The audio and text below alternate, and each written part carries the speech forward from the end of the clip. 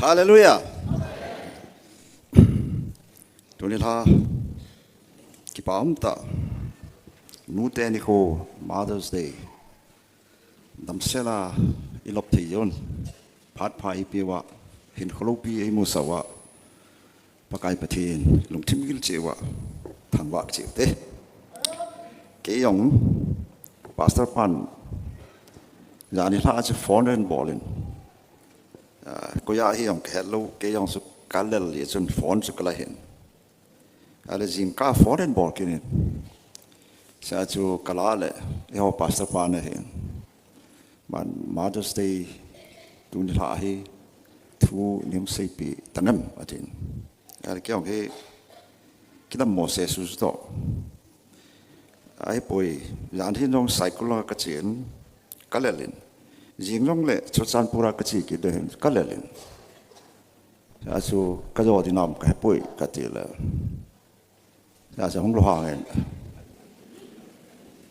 nó cái lệ bề tiền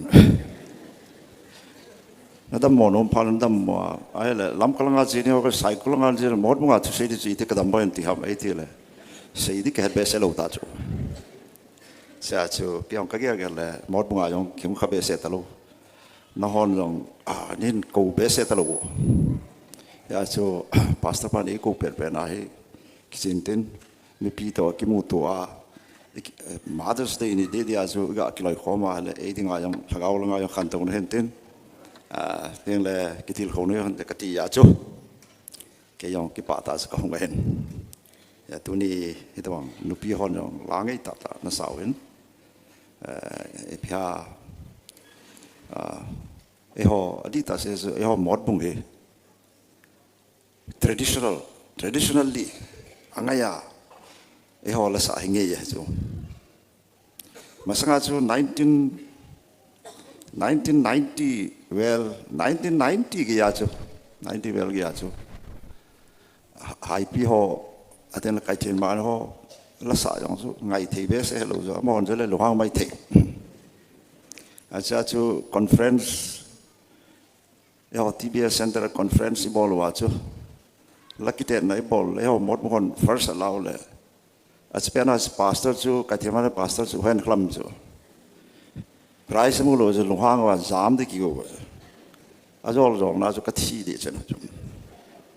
ei ga sei no chu e ho hi traditional thusima he kati anga ya he lathim hiu chu yo hi yo mo bungo la sa chu ja chum chu ja chu ana ki sei thang tho wa chu chi chu hoila kona hitawang chu ham ti a hele cái gà gà lan hè, cha một bông à, họ học sắp in pipu palun nè, là team chứ mà, là team ya cho mà politics là cái gì, mà cái mảng sa hậu là cái gì, họ thà đồ là những cái gì,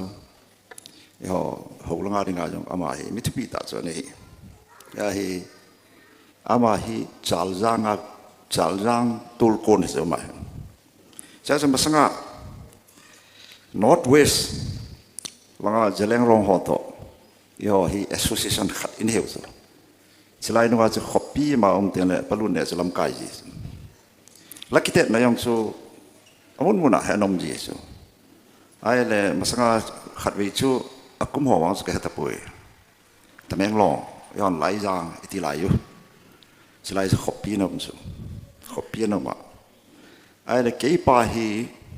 simpanga missionary na to lai ai chai khopia ma he lakite na ma chu ala yong chu ga sei chu o Emmanuel di ba na sila ho kite no le chal jang ho chen first lao chu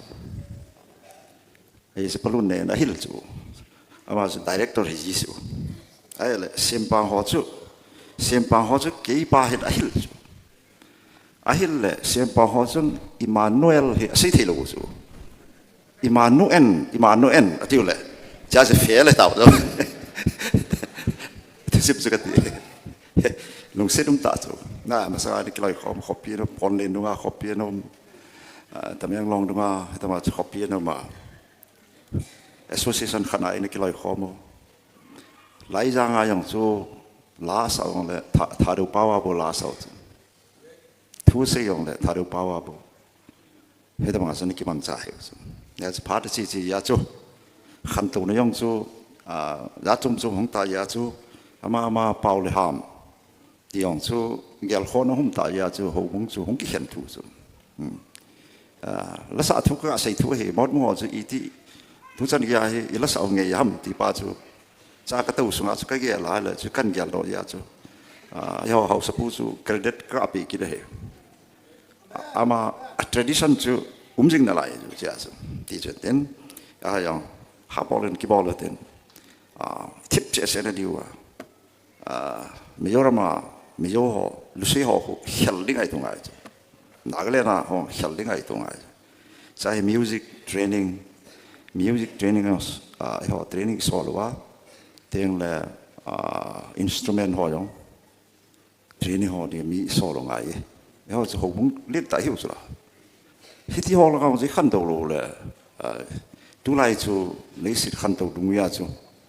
la sa yong khan do dung ya la sa ngai ta ki pa ne thu pa thang sap yong tu lai khan do dung ya thang sap ngai ta i ho in kai dan yong tu lai khan do ki ta ho in kai ngai ta chi hiti bang khan do na pa chu ka ti ra gaw la ngaw khan do ngai tu le sit hin ho tu century a he tu digital is itiu digital khang computer khang na hechi khanga yong he relevant hi ngai khanga yong he iti sei da sa pao zo relevant le hichi to ki tu a yong he pathi ni ho ngai he ho ngai ya cho ha bo la ki bo lo wa ngai che se he la yong sa wa ki dang ta he lai sa do di ti pa chu til ho na kan se inten bible chang di wa kan len cho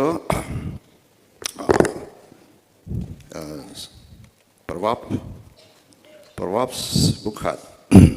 sangge sangko suka simute New King James Version as in simtang kate yo tharu Bible kan ai khatta lo den Proverbs bukhat sangge sangko acha My son, hear the instruction of your father chapa napa thuil jungain and do not forsake the law of your mother. Nanu dan tuju na salawin koi. For they will be a graceful ornament on your head. Hichichu naluadinga ijepna hoita higehi and a chains about your neck. Nangonga nakyo hi tabang zui de Bible e muntum kan sim nomen ani nikina iga sim diwa kadai chu saya bungsom gup legu sang som de thum chu ga sim kinute as one whom his mother comforts, so I will comfort you, and you shall be comforted in Jerusalem. Saya bung som lagu sang som itu. New Testament na chu ihon isim ding sao Ephesia bunggup chang ni chang tum. Children, obey your parents in the Lord, for this is right. Honor your father and mother, which is the first commandment with promise, that it may be well with you and you may live long on the earth. But in two simdon bon to get email some people down the subsat mountain. Hatum dong kapau pati hepa nang man dunia palo pita in kolo pita ne piwa. Nahu in theng sunga nalung sit na mai cham phung kan bel kinwa paka. Nalung sit na lal to na ang sung kan belwa nawa choi lo kan sawa paka. Che nu te ni ko kan lop the jon na min lo pi ka thang on he. Tu pha na hi nang ma thui nga paka. Kong kilam kai kong kitil ho na so hard mol hing le yong la. Na so lum thima hong ki ngai tu ho le. Na so le le ka ma ko na hong ki phong ro ni na thing lo pi. Na cha ti a ni nga na phat thei na bu ni nga. E hu inga wa ka pakai. Na Jesus Christ amena ka thu mai. Amen. Mother's Day. Tulai wanuli si na he nute ni ho he. Mun bona Europe kamian lang, Amerika kamian lang, sila kam khang tok dang dang ayong. Ta wanui ra he the globally Mother's Day he observe ki bol he. Me tarik som ni katin Sunday di. Ya chu ajo na lang he business hong sikit Amerika dunga chu Europe dunga chu Mother's Day gift ho man tam ta ta hen jo ya chu paisa tam ta ta sen we ya chu esa phamoi ti na thu ya chu ajo na lang le mothers ibringa why Mother's Day, what is the meaning of Mother's Day? Ibringa Mother's Day nute ni ho ki pangam ti ba he thilpe wish message cho ai hong ki chai ya hong dau che che yong mai the ya chu tu nai sei no mai why ibringa nute ni ho hi iman ham ti ba hi Bible sang kan sim ho akona chu ga pan sanwa sei khom de chomkhat kitil ho diwa kan thane New Testament chun oni Ephesia bungu ma chun simon ji Exodus bungsom ni changsom ni ya yong chu thupi New Testament chu sol cha polen se nanuna pa pakaya nanuna pa ja bolin ati chu hichi turun luya chu Ten Commandment tu so ma chu nanuna pa ja bolin chu ten lang le pakayin na pi na gama chu gam tep ma chu nahin khu sot de hi ti chu New Testament na chu sangthum san na chu sangthum na chu nahin khu lisina nahin khu sau na dingin nanuna pa ja bol tela nula pa ja bol ki chu chi pathin thutep hi ti chu pathin thupi chele thutep goma pathin thupi ti chu chia chu Bible in ki chi ta nu te ja bol ding he ai si ki ne Ten Commandment na chu nu te ja bol de thupi chu pathin ne pi cha nu te hi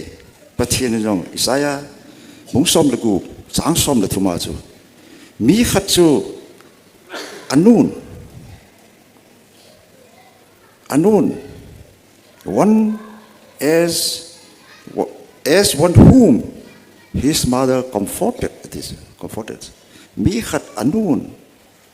alhamon tidak comforted mga chu kiman alhamon din hi ti chu pena Jerusalem chu nakipa de hi ti chu cha cha pathin nute milung sit na nute mi khotora nute thamon na chu pathin hista mga chu kiman ka khotori na hi ati chu cha nute milung sit mi khoto chu pathin yong amat cha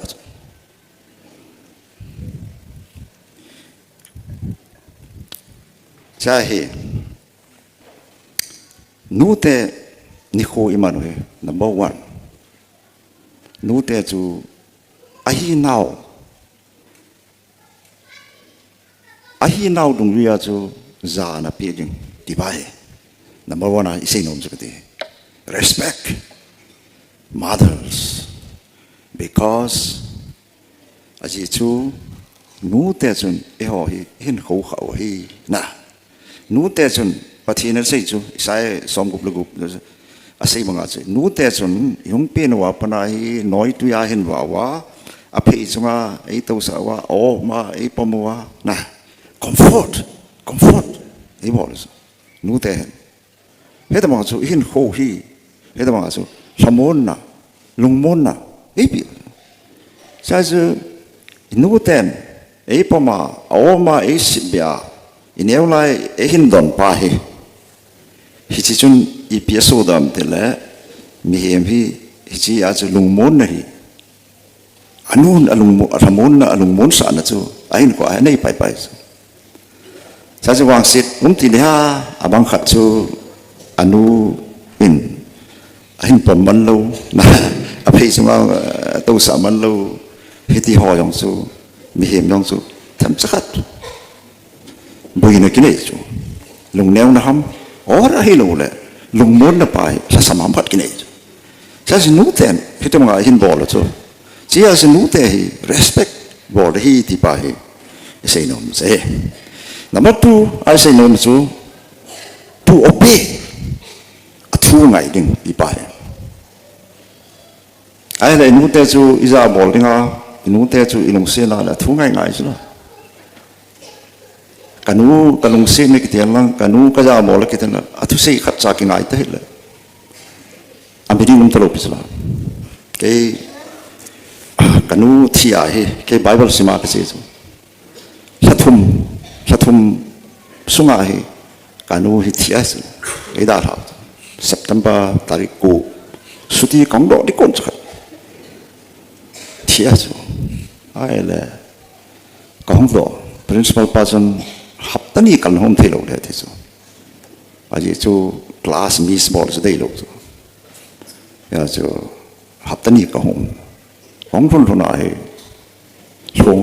song la ya na song la ya ka kisse ya ka ha kaผมจะนี่แหละบีเทโลตาจูอีเวทจันวะไอ้เลยอาจารย์นายก็สุดที่ผมผ่านอาจูกี่กูเห็นโคหงเงินเต็นก็กอมาซะอีพระนักกากามอาดัมลายทุบอนไงลูกจูไอ้ที่สุดอาดัมลายทุบอนไงลูกจูอีพระนักกากามเต็นก็จะห้องซะก็ให้ที่สิ่งก็สิ่งโน้มสิ่งพร้อมเต็นเอ็นูเตจูกังไงลุยกังไงแต่อามอจู respect อีบอกเลยฮะอาทุสิอยู่ไงจูยาจู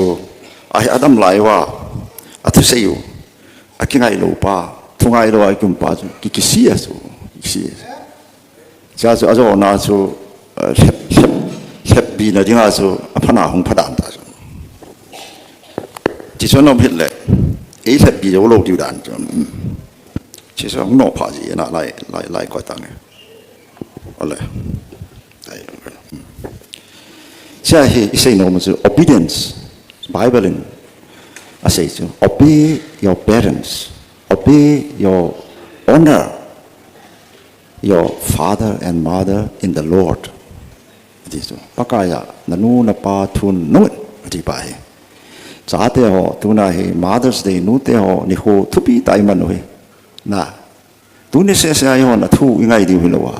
Tu ni saya yon respect ibol di hilau. Ama wang tu ni atum bia. Ama ngai lu nale, ama ho zana ni khoju. Iman tu be kati. Ama wang ni sia.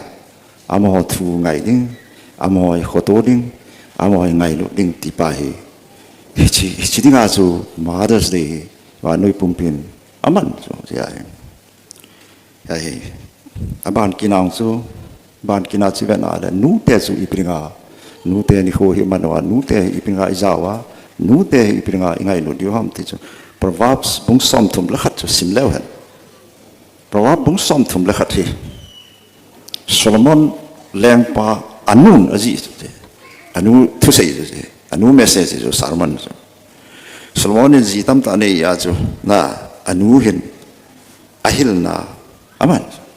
jas numei pidan numei mantam dan numei pa numei ching thu sei zai jas prowa pung som thum la khat sang som ni langa som ni lagu sang khana pana sima hele nu te ho important he na nu te ho thu pidan chu prowa pin asei chu chu vel vela sim lew hen Saya proverb pun som thong sang som ni som lagu macu. Saya proverb sin sei chu. Solomon anu na sei chu. Heci amanu chu. Thanai na to zana ki bon na he chu. Nu te chu kati. Thanai na to zana ki bon na hi. Ya chu ni hong hong de ho a chu. Nui na ki pa na ane the ni hi. Asteng le nu te chun cha nu pha chun chi na thu asin sisteng le ta sanum ta thu hin akama ko ne na pone ti so she is clothed with strength and dignity. She can laugh at the days to come. She speaks with wisdom and faithful instruction is on her tongue. Psalm Tamlakat, Psalm Delegate, Psalm Delekuachi Pesakina. Her children arise and call her blessed. Achate Honkepanun, Amanusu, Pate, Sangnu, Ativatis, blessed. Ativasu. I think as Yipayong Chun, it is the sea. As Yipang Tishun the sin, as Yipanong, a Pajai, it is a Lopano. I think the may sometime till Pabole, Aiwanga, Aman, once again a Hohele, at least, the may Nute to be done, perhaps, Bonsomtum Lacana, I see. To Nute to Ipringa, Nute contribution. Nute hina, perhaps some Isima Helemun says, Zinkamatan, Hovalo Lai, a Towin, Neleta a going to in, a Tate Ananesa, it is Nute hina Zucati. Says Nute hin, even I like a tea, Carmai to Ziale, Nuten Ain Hoha than Hecati. Again, Taydan to Yan Imaloa, Idam Mojong. Imaloa, it has a new tesson. Oma, Apama, Ecola, A Mupia, Hitamazo, A Hosa, A Zanegati. That's a kind of canoon, a sage to Gay, Canelizon, Kazan, we lent a Hanaman. I'm done to a hinding on it as a low down at Tazo. That's a canoe in town, come on, that's a Napato, cousin from Hetizo. So also go again like a Newton in Ella Idamo, a Hosada. So a Newton Nata unnetting, netting, donding, bone sill. Two lights ahead, Ehon, ready-made bone hog sort out. Masanga to Kinghanga to bin bone horn one who does anting bone sill in a poi kitty convedo. She's a horn war, Yukisil. So Palby, Layole. Dapsalua, Equity, Hecati. Just a new day contributions, in Huahecati. A man, he say Yolosu. Just a patin, Isai Bunsom groups are some little matter. New then, Mikatin, a noon. At Ramona, a hoha bangazu, along sit bangazu. Gaymano, a hoha in heavy, along sit in it. I will comfort you. At this. New then. And the Ramon Bangwasu came on no Ramon the heat. As a patina, Nute Mihotone, Amansa. But he Milum said the two patina explain about Hilosu. A Yesu one gum tuzu. One gum tuzu, Pakai Sukistano. One gum two, Lacina Hungahi. One gum two Selopis. One gum tuzu, Mihimon, head hitting a hit. Among the Ankamu to take up. Abangle Jol to Toteka. Abangle Lempili Toteka. Lisit na till so. So Amansa, one come to explain also. Still one come to say la let me in the head also. So as it's Limonayong he, Nute Mikodonale, Milum Senazu Patinin, na, Jisto, Ama Milum Senazu Tekato. Yes. It is a hen. Saya Nute hen. Ichangya, Chate, Hosata. Insuma hen Nute hen Mopuna, Ichangya Neta. Chia too. Amo respect walling, amo tungaiding, amo zading, amo he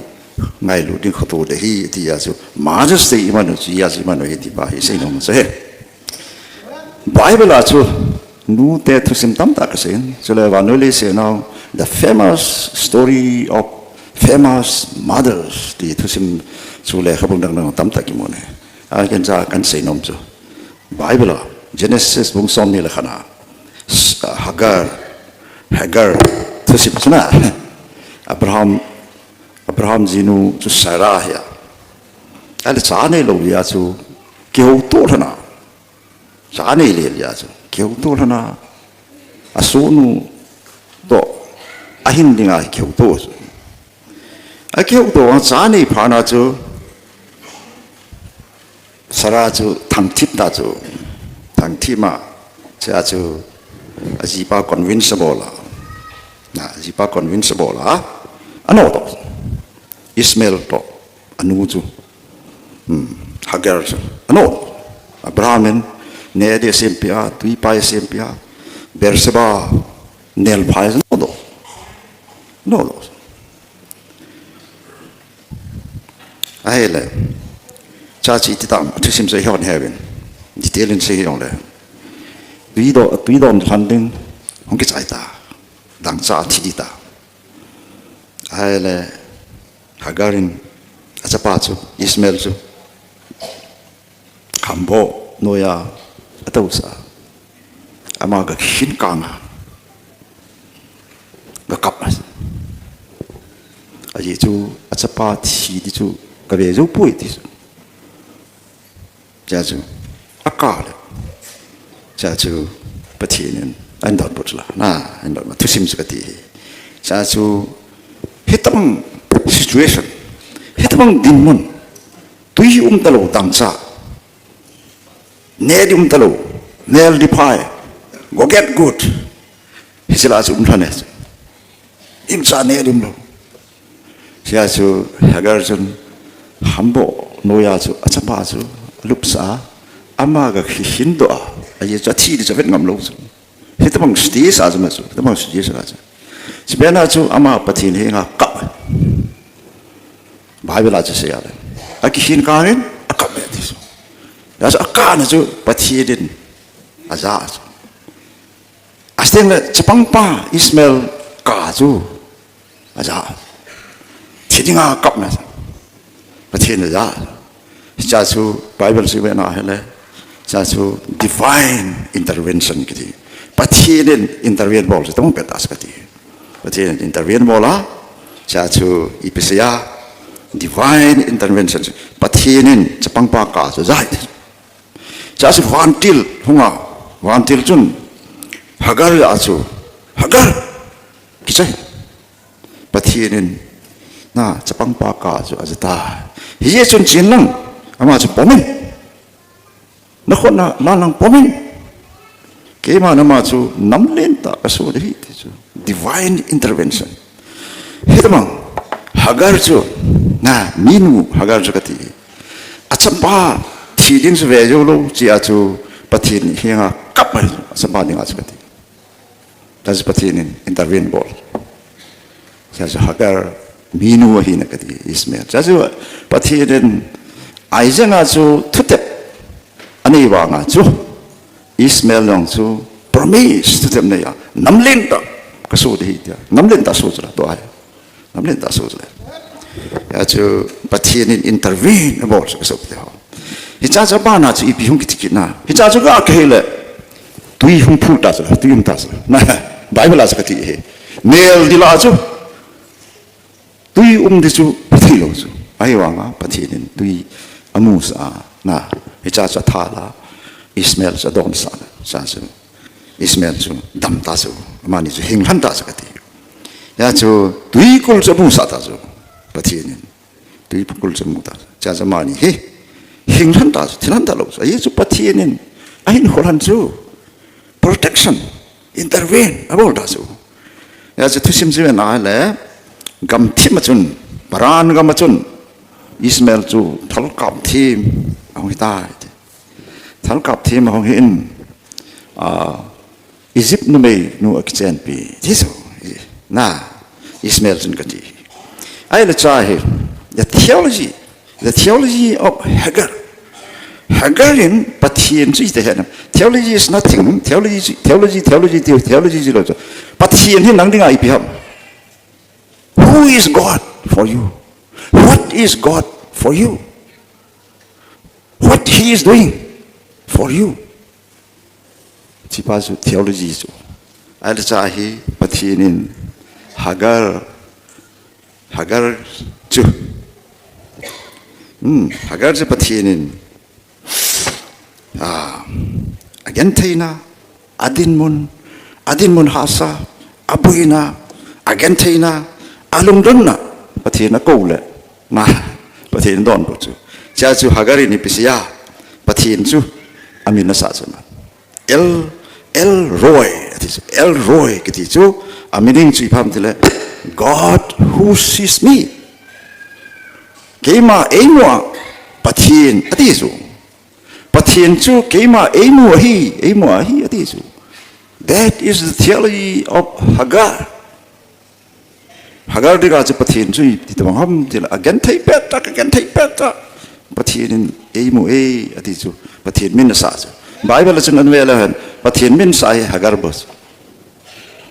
pathian min sa Hagar bos Mosin nong sa lo pi Mosin nong pathian adoa ham bo la chu mấy cô ham ki la chu ni hon ei do ala kun in sole kati dam atila I am who I am sent me na ti de ti chu keima gahi ti pa chun in sol he ti chu pathianin amin na sei bo chu sa Hagar hin pathian min sa chu El Roy ti chu the God who sees me keima emo pathian ati chu pathian min sa cha chu pathianin hicha a theology chu ipi hong ki nam itile Hagar to Ismail Abraham pathian wantil amho thusim hin ipiavet sam tiala pathianin genthei chaga ho minois mi nun bol ho tida mi hot bol ho tida atiang le English ajo iba na le na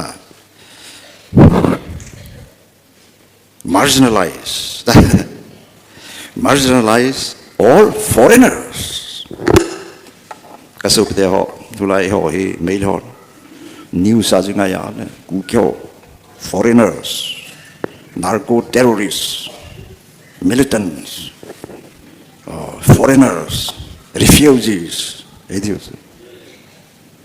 news nga ya le chibo chu mail ho se so piu na go no sei na go yo ka pau the ti yo se chun yo ku kyo chu ngam pam me be refugees ngam nei lo ka gam wa cheng ti a hi marginalize ebol chu discriminate ebol oppress eno siu ai wang cha Abraham Sarah Hagar Ismail pathian tela vantil angels amo thusim hen ipiavet sam tela God thusim hen God's mercy on the marginalization and foreigners this chi thusim hen pathianin foreigner ho mi su gen thi ho mi hong set mi bol set ho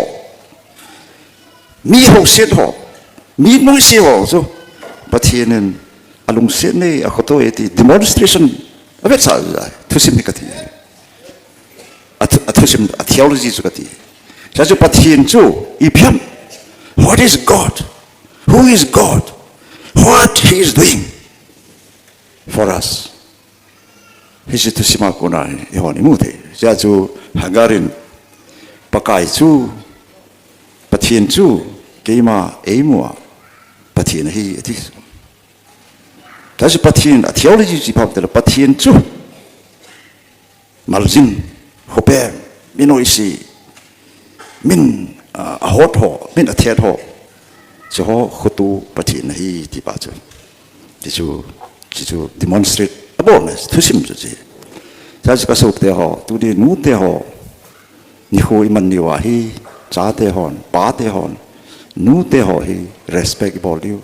아무 히나 파티에는 이장야 뭐야 호섬 디파이 아무 뭐 보는 누히나 파히 파티 뭐링아 비에스 히치리아주 누때호 respect 볼리 자대혼 투나이디우 히 디바자 아땡네 투나이 헤디우죠 nu te ho mo puna len ta so nu te ho akona za te ho hi kisim do rang pia jong ba te ho hi ki mo thupi sa ya e meu si hi nu ten khunam so le kha thiam ho han ve lo chun le kha sim do ho le kha sim ho nu te hon za te ho ho sa ya zu le kha sim do ba te ho chu ki thu lu da ve se lo chu ki mo ki thu pi sa te ba te ho sa phata tam na chun ayong le Father's Day ni te la mo pa sa na thong si ta han na thu chu nu te ho pan la dan chu ka ti hi chi ya ngai so atela nu te ho yong chun in sung hi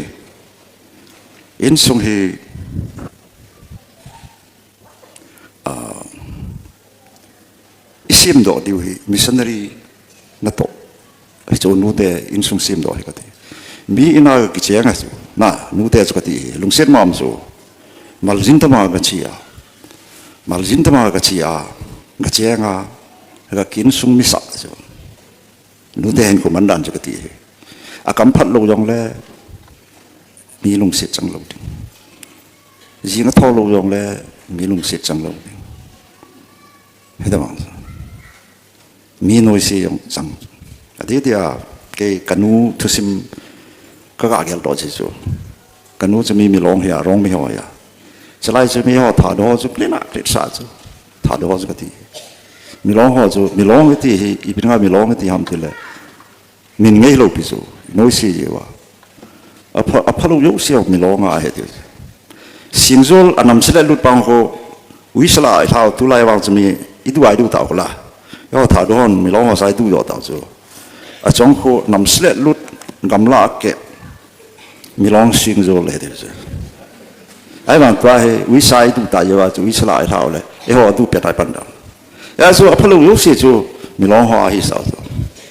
ya so kanu yo he mi rong mi ho hen ten ke ka pa te ho ka pu te ho chu mi hen su la silo chu de dia chi lai nu nga chu ti le cha chu e ma cha hello great sa ti ho se so tia chu mi long kanu yong chu ta ma cha bo lo chu ja ka pu te ho khat sim pa ngai ka pa hen kanu ki chen pi tai adi pa na he ka pa te ho khat ka pu te hi ka pa te ho khat ada di nga so lo chu ada di nga so lo le ta ka pa te ho khat chu sim pa nga chu chi a kanu da di nga chu chi chu thani ta da na chu chi he ti ai la sun pa na chu kanu hen ti sa om pia keng sil na de kisil ni mo se bu ho ta chu pek cha jen pa na hi da thu se thi lo ta chu ya hong ki mo le ta chu ya chu in hong na report pia chu as chikal ko ya imu ta di ham ati se man cha chu nu te ka se lo na chu mi ina ga kisine ya ha san dan chu ka ti he ya chu hetamang sin ko se man cha chu hagarin hetamang din mon ha sata a cha yong thirita na tui om talo ne ri om talo nel phaila chu thiringa ma ta chu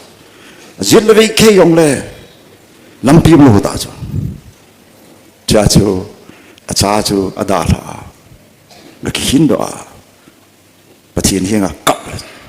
so pathin intervene and bol cha se nom chu nu te ho idin mo no hi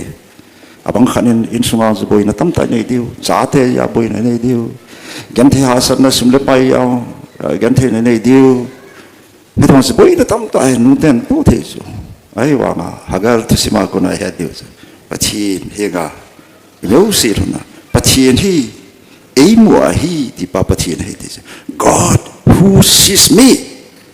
pathin ke ma hi ei mo hi di El Roy di pathin na he chi chu yo theology e da ba ka pathin na ki nai te mo le pathin i bo ina yo si so intervene e don bo yu he di ba se nom je kanu he tao na mang mi chu cha ke hin ka ngai kalunga kalung sit ai wa thu ngai ji lo chu ti chu ina ka sei ma chu ka ngai lui ta thu ngai lo wa le ki tu lo ta chu giá tê họ nú tê thu ngày Adam bên vào nú tê thu ngày chỉ tiếng đấy cả sao mình không được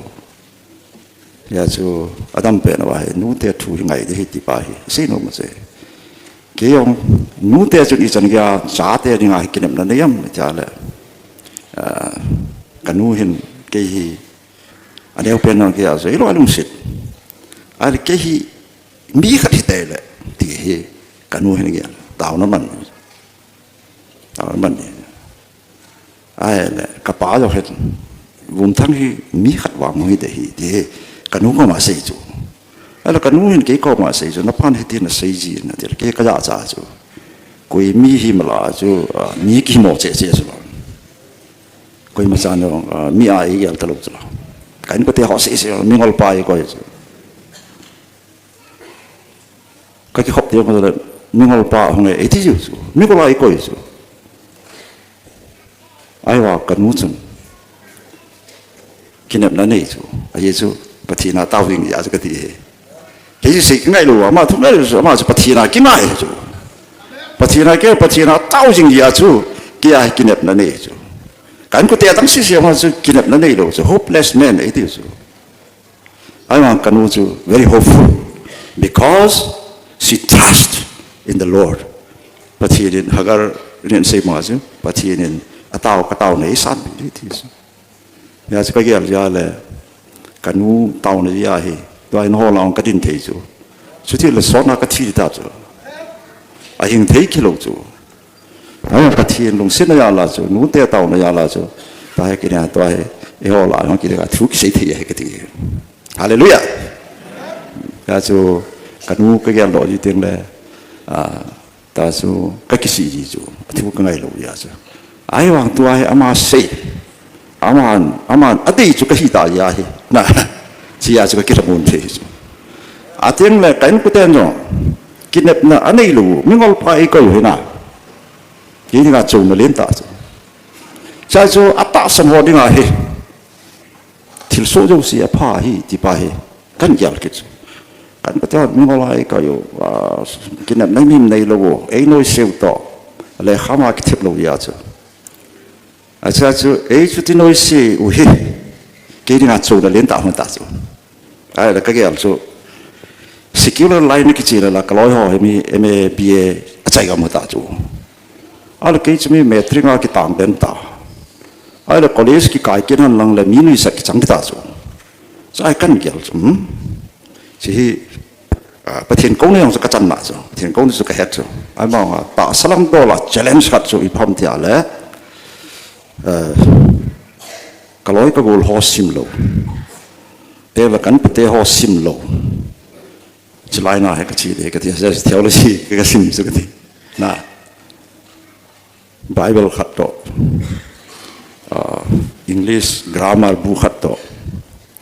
cái kipu Bible xem cái gì cái gì giờ chú Bible kan xem là man mana kan xem phá na he BD kan sai phá na chú thu ấy sai sao rồi hồi na Greek Paul và kan xem Greek philosopher họ thu bốc kan se ale ko te ni sun ta hoi bel ta ti lai noi si han su ko bol mong so ken no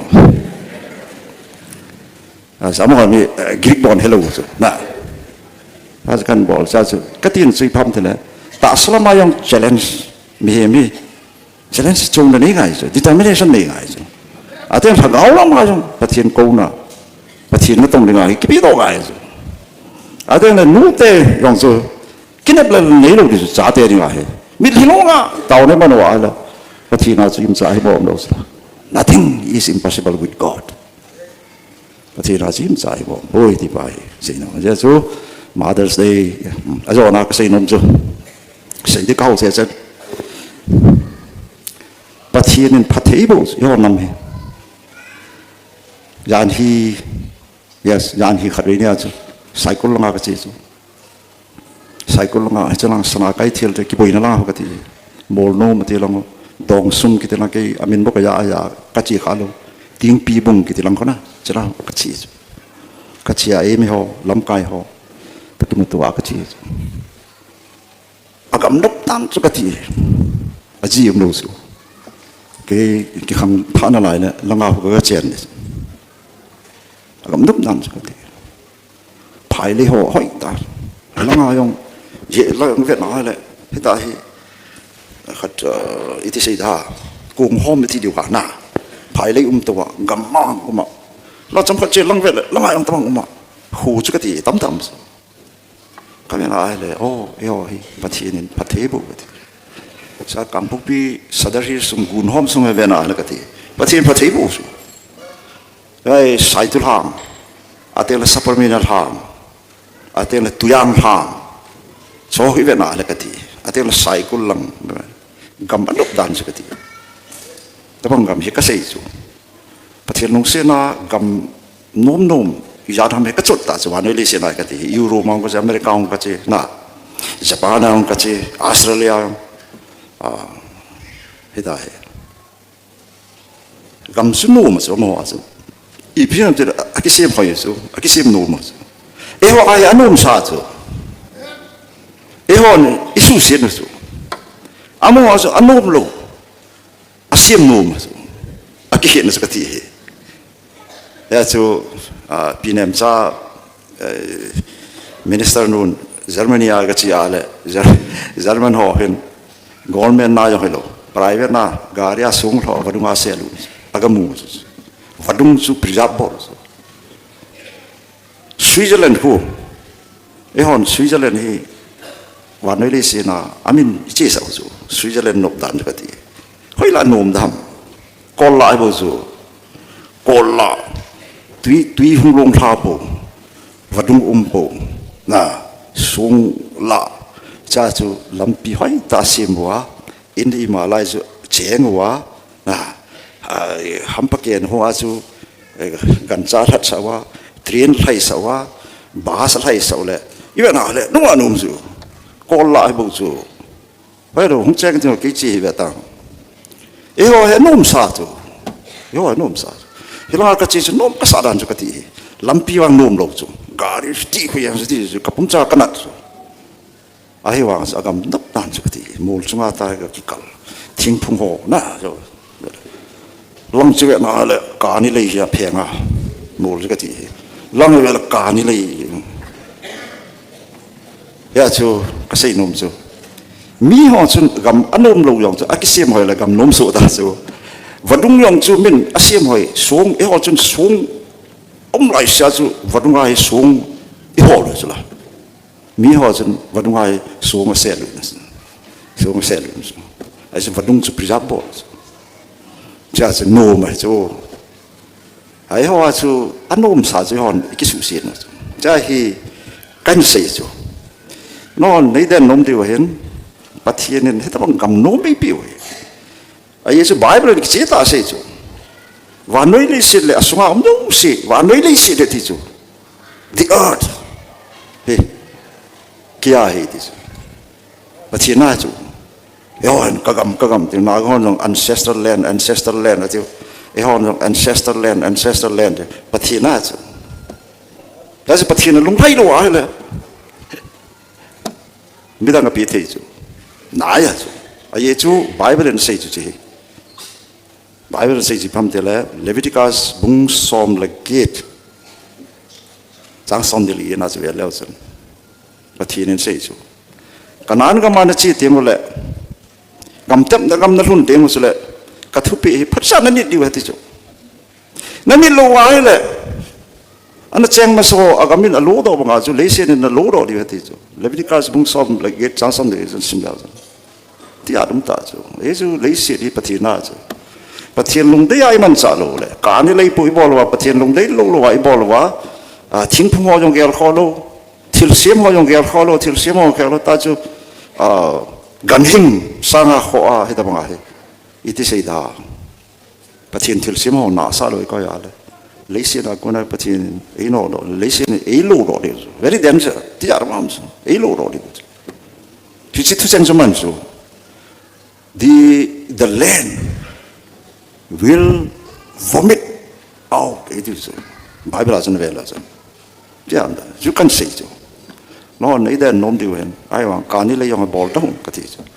cái mũi hú điều thì ta bằng cầm nôm thì bắt thế đấy chứ, hú điều, ประเทศลงได้ก็มีมันจ่าอยู่พี่ก็ที่also i hon jong i hang sam ngai alien na neven skula yong sei pong ngai yo pathin nei piu gam hi i ti preserve i volume ti pa he sei pong ngai ti pa he nu te ni khwa kan sei be he tam ta kan sei tan pathin thu sei do na won se ka nei mal som be da amen